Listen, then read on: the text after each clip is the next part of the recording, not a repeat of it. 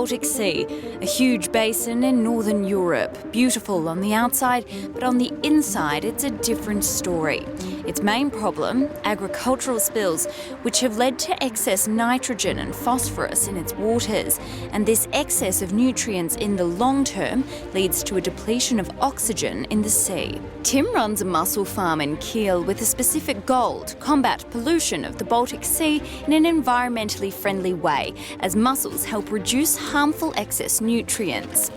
These farms are part of Baltic Blue Growth, a project in which 6 mussel farms, including Tim's, are participating in. These 6 farms are then in contact. I'm having here different conditions than in Sweden, so what works for me doesn't really work in Sweden and vice versa. But we can talk to each other and have then sharing of ideas. 6 countries participate in the €4.6 million project, €3.6 million of which comes from regional aid under the EU's cohesion policy. The Baltic's pollution is due in part to the fact that its waters work as kind of a funnel. The only way out is a narrow passage to the North Atlantic.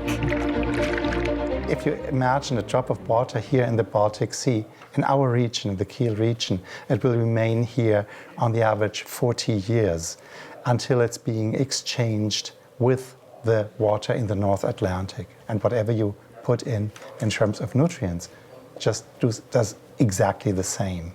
It stays here for a long, long time. Here, the quality and transparency of the water is measured twice a year. Mussels eat microscopic algae full of nutrients and filter the water. The results are conclusive. There are, I don't know, hundreds, thousands of mussels filtering something like 5 liters of water every hour. So this is a gigantic mass of water that's being filtered, and little particles such as phytoplankton are being taken out from the water, which results in a higher transparency. In such a populated basin, social awareness on improving water quality with mussel farms is key, a role led, among others, by NGO, the EUCC. Mussel farming can be an additional opportunity to improve the coastal areas and to improve the water quality there. It's not the only way.